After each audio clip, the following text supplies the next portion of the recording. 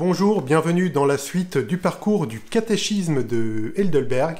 Alors on commence à être pas mal avancé, on va attaquer aujourd'hui la 5e lecture donc, et on va arriver progressivement au sacrement avec le baptême aujourd'hui. Alors si vous n'avez pas vu les autres épisodes, si vous voulez les voir, il y a une playlist que vous trouvez dans la description et dans les fiches, et on attaque donc 5e lecture, question 59.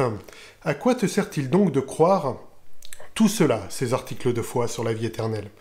Réponse, à être justifié en Christ devant Dieu et à être héritier de la vie éternelle. Question 60. Comment es-tu justifié devant Dieu ? Réponse, seulement par une vraie foi en Jésus-Christ. Voici comment. Ma conscience m'accuse d'avoir gravement péché contre tous les commandements de Dieu et d'en avoir jamais observé aucun, et d'être encore continuellement enclin à tout mal. Néanmoins, sans aucun mérite de ma part, par pure grâce, Dieu m'offre et m'impute la parfaite satisfaction, justice et sainteté du Christ, comme si je n'avais jamais commis ni eu aucun péché, et comme si j'avais moi-même accompli toute l'obéissance que Christ a acquittée pour moi, à la seule condition que je reçoive ce bienfait d'un cœur croyant. Question 61. Pourquoi dis-tu que tu es justifié par la foi seule ? Réponse, ce n'est pas que je plaise à Dieu à cause de la dignité de ma foi, mais bien parce que la satisfaction, justice et sainteté de Dieu sont seules ma justice devant Dieu, et que je ne puis les recevoir ni me les approprier autrement que par la foi. Question 62. Pourquoi donc nos bonnes œuvres ne peuvent-elles être notre justice devant Dieu, ou du moins en être une partie ? Réponse, parce que la justice, pour pouvoir subsister devant le jugement de Dieu, doit être parfaite et entièrement conforme à la loi divine, alors que même les œuvres meilleures en cette vie sont toutes imparfaites et entachées de péché. Question 63. Nos bonnes œuvres ne méritent-elles donc rien, quand pourtant Dieu veut les récompenser dans cette vie et notre vie future ? Réponse, cette récompense n'est pas donnée par mérite, mais par grâce. Question 64. Mais cette doctrine ne rend-elle pas les gens négligents et impies ? Réponse, non, car il est impossible que ceux qui sont implantés en Christ par une vraie foi ne portent pas de fruits de reconnaissance. Question 65. Puisque seule la foi nous rend participants à Christ et à tous ses bienfaits, d'où vient une telle foi ? Réponse, le Saint-Esprit l'a produit dans nos cœurs par la prédication du Saint-Évangile et la confirme par la célébration des saints sacrements. Question 66. Qu'est-ce que les sacrements ? Réponse.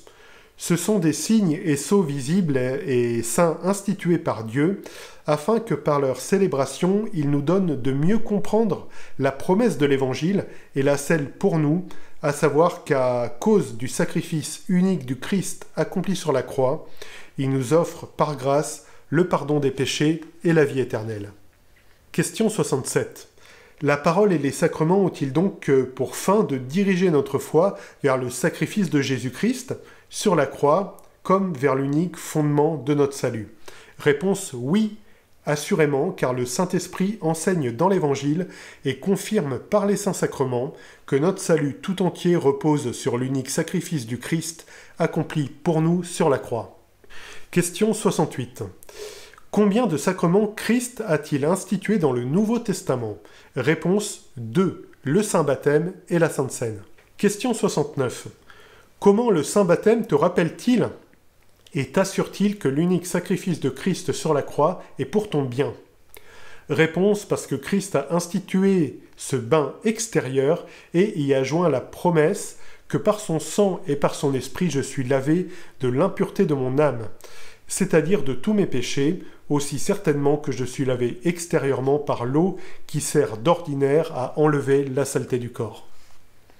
Question 70. Que signifie être lavé par le sang et par l'Esprit de Christ ?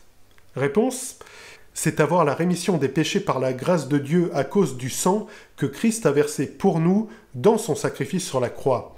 C'est aussi être renouvelé et sanctifié par le Saint-Esprit qui fait de nous des membres de Christ afin que nous mourions de plus en plus au péché et menions une vie saine et irrépréhensible. Question 71. Ou Christ a-t-il promis que nous sommes lavés par son sang et son esprit aussi certainement que nous le sommes par l'eau du baptême?